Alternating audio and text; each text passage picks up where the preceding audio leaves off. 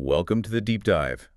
Today, we're really digging into a critical mission to synthesize what we know about the escalating sophistication of cyber threats, specifically how AI is changing the attack landscape, and then comparing that threat against the required standard for modern IT resilience. And that comparison is everything. I mean, it's the difference between surviving a breach and collapsing from one. Right.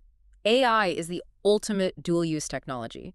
When attackers use it, they get this unprecedented scale and speed. It forces every organization, big or small, to basically abandon those slow manual recovery processes. So if the offense is automated, Then the defense has to be hyper-automated. Yeah. If their attack is measured in minutes, your recovery has to be measured in minutes too, period. Okay, so let's unpack this new generation of offense because the sources we have, they paint a pretty dramatic picture of escalation. They do. We're moving beyond just, random foreign actors. Yeah. We're talking state-backed campaigns exploiting U.S.-based technology. Yes, and the prime example you're pointing to is the one involving those state-backed Chinese hackers and that San Francisco AI startup, Anthropic. That's the one from earlier this year. What made that particular campaign so alarming? Well, what really stands out is the methodology. Anthropic reported that these actors, they went after 30 different entities. 30. Yeah, a mix of companies and government organizations, and they successfully stole sensitive information. But the technique itself was this really high-level deception. How so? The hackers used the AI tools by claiming they were just carrying out authorized security audits on behalf of the targets. So they were hiding in plain sight, masking malicious actions under the guise of legitimate security work, almost like a Trojan horse. Exactly. But how do they manage the scale, hitting 30 high-value targets all at once? I mean, how do they do that without setting off massive alarms everywhere? That's where the real sophistication comes in. They leveraged the AI to split the whole attack campaign into lots of smaller, much less suspicious tasks. And this fractionalization, it allowed the malicious activity to just blend into the legitimate noise of a large system. But the most significant takeaway really wasn't the disguise. It was the level of automation. Let's talk about that. Because we keep hearing this figure that AI handled 80% of the operation. That is a staggering number. But what does that 80% actually mean? What was the AI doing that a human hacker would have done before? Okay, so historically, you'd have a dedicated team of, say, 5 junior analysts spending weeks, maybe more, on just the initial phases. Right. Reconnaissance, breaching. All of it. Mapping the network, writing custom spear phishing messages, creating payloads that fit the target's specific security profile. That's the real heavy lifting. In this campaign. The AI took over that 80% entirely. So the AI is running the tactical engagement itself. Precisely. It conducts the deep reconnaissance. It dynamically generates the content for the intrusion. It automates the lateral movement once it gets a beachhead. And then it establishes persistence. All with minimal human oversight. So what are the humans doing? The sources indicate their involvement was reduced to essentially authorizing the launch and then reviewing the high-level results. U.S. officials have made it absolutely clear this rapid automation is the new normal, and it's being driven by China, Russia, Iran, and North Korea. That paints a very vivid picture of state-backed digital warfare. But the threat, it doesn't stop at the firewall, does it? No. It intersects with this complex geopolitical risk. Yeah. And this is where the story shifts, connecting that digital threat to corporate behavior, to supply chain integrity. We saw this play out with that White House memo about the Chinese e-commerce giant Alibaba. Yes. And if we connect this to the bigger picture, it really raises these profound questions about data sovereignty and mandated access. So what did the memo allege? It alleged that Alibaba was providing tech support to the Chinese military, specifically targeting U.S. interests. But more critically for businesses, it claimed the company gave the Chinese regime access to huge amounts of customer data. Things like IP addresses? IP addresses, Wi-Fi configuration details, even payment records, the whole lot. And Alibaba, of course, they vehemently denied all those claims. But the market reacted immediately. Absolutely it did. The immediate drop in their share price wasn't just a reaction to the denial. It was a reaction to the reality of the alleged risks. So the lesson for businesses is what? For any organization, whether you use Alibaba or not, this memo is a high-stakes lesson. You have to look beyond simple vendor risk. If geopolitical tension can lead to allegations, true or not, that a major global partner is being forced to share customer data with a hostile state, then your whole supply chain becomes a vulnerability. Your entire supply chain and the data on every single PC connected to it. And that is the crucial bridge connecting this geopolitical risk to the need for localized, hypersecure disaster recovery. Okay, so that level of state-mandated threat leaves absolutely zero room for error. So if that's the new offense, globally sourced, highly motivated, and 80% automated, what on earth does a necessary defense look like? Let's transition to that critical need for robust PC disaster recovery, or DR, and business continuity. Well, disaster recovery, it's just not an item on a checklist anymore. It is foundational to corporate solvency. It just is. The cost of downtime must be immense. Industry data consistently shows that the cost of downtime after a successful ransomware attack can run into the millions very, very quickly. Not just in ransoms, but in lost revenue, remediation fees, legal liabilities.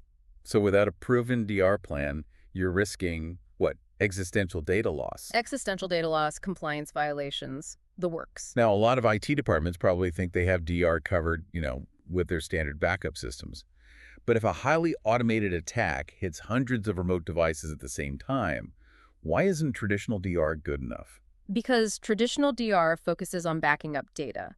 Modern resilience focuses on restoring full functionality to all the endpoints, the OS, the applications, the drivers, the user state, and doing it fast. And if your workforce is spread out? If your employees are globally distributed, remote, or even offline, shipping them new hardware or relying on these multi-hour manual reimaging processes is just way too slow. It comes back to that speed mismatch. Exactly. An attack measured in minutes cannot be countered by a recovery measured in days. That speed element. Yeah. It really feels like the true differentiator.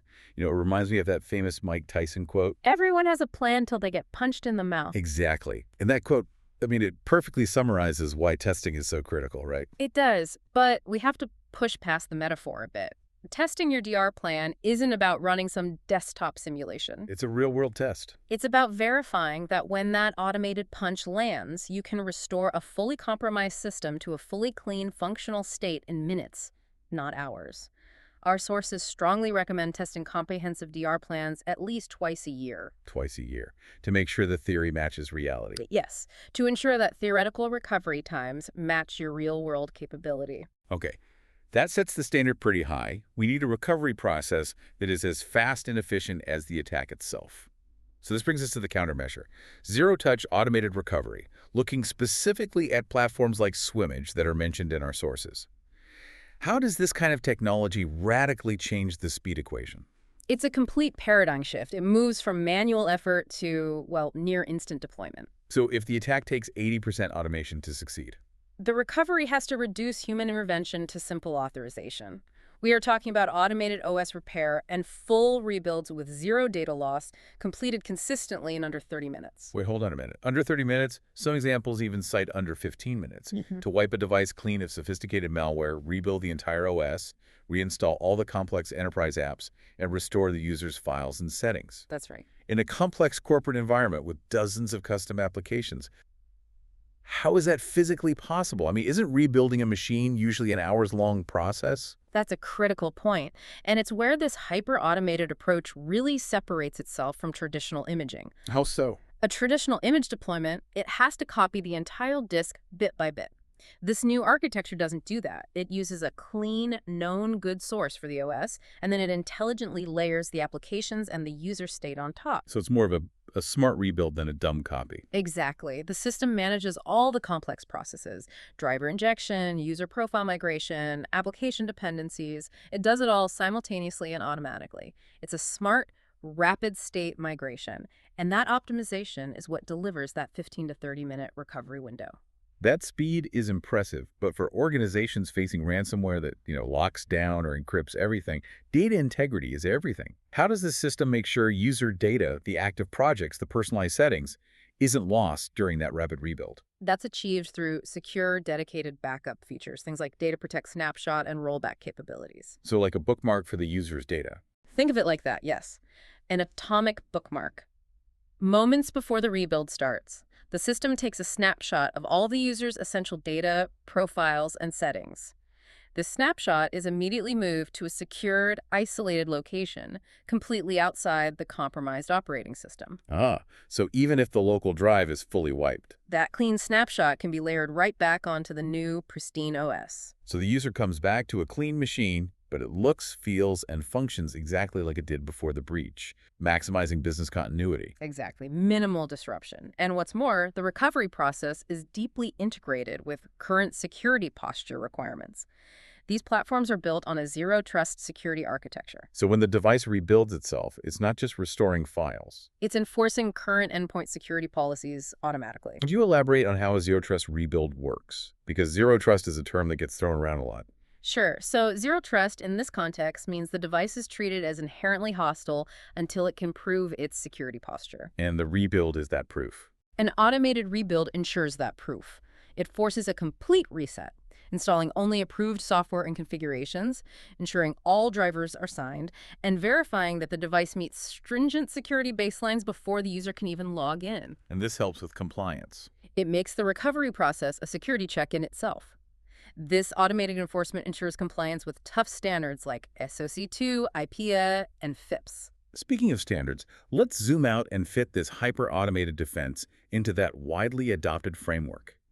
The NIST Cybersecurity Framework Profile for Ransomware Risk Management. The NIST framework, it really is the gold standard because it provides this complete structured roadmap for managing this risk. It breaks it all down into 5 core functions: identify, protect, detect, respond, and recover. Okay, we've touched on protect things like patching and using antivirus. Where does this zero-touch automated recovery fit most critically within those 5 functions? It is the absolute cornerstone of the recover function. While the NIST framework recommends many proactive steps, recovery is, where the rubber meets the road. NIST outlines categories under recover: recovery planning, improvements, lessons learned, and communications. And that recovery planning part necessitates tools that can execute rapidly. Precisely.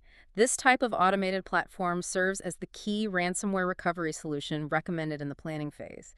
It performs continuous, incremental backups of the user state into a secured, isolated location, fulfilling a key NIST requirement. And then when an attack happens? When ransomware strikes, its ability to facilitate that automated multi-system rebuild in minutes directly fulfills the NIST mandate for rapid restoration from a known good source. It's the speed and scale of that automated recovery that guarantees the organization meets the compliance requirements of the recover function, even under extreme duress. This entire deep dive just brings us back to this stark reality that the digital threat is automated and global, so the defense has to be automated, comprehensive, and, as you said, measured in minutes. It's a race, really. A race between the speed of the attack and the speed of recovery. That is the core conclusion. But I want to leave you, the listener, with one final thought that sort of pushes the boundaries of what business continuity has to cover in this new geopolitical environment. Okay. We have focused a lot on the digital firewalls and endpoints. But state actor pressure often extends far, far beyond the network. Such as that chilling example from our sources about the cancellation of that Chinese indie film festival in New York City. Exactly that. The festival was shut down because Chinese authorities exerted what the director described as extreme pressure, a 10 out of 10. This included explicit economic and physical safety threats directed at the director's families who were still living in China. That is a staggering level of coercive interference. I mean, targeting a cultural event on U.S. soil. It really is. So if state actors have the capability to digitally automate complex cyber attacks that handle 80% of the operation, and at the same time exert physical, coercive pressure on cultural or economic organizers thousands of miles away, threatening their livelihoods and their families, what does this convergence tell us? The perimeter just got a lot bigger. It suggests that the required scope of business continuity and risk assessment for any modern organization with global ties must now account for not just digital breaches, but deeply personalized, automated digital coercion that is backed by real-world physical pressure. It's a critical factor and something worth mulling over when you draft your next security plan. A truly provocative framework for assessing risk in this new era. The perimeter of required resilience is far wider than the network itself. Thank you for helping us navigate this complex convergence of AI, cyber warfare, and automated recovery. My pleasure. We encourage you to explore these concepts further. We'll catch you next time on The Deep Dive.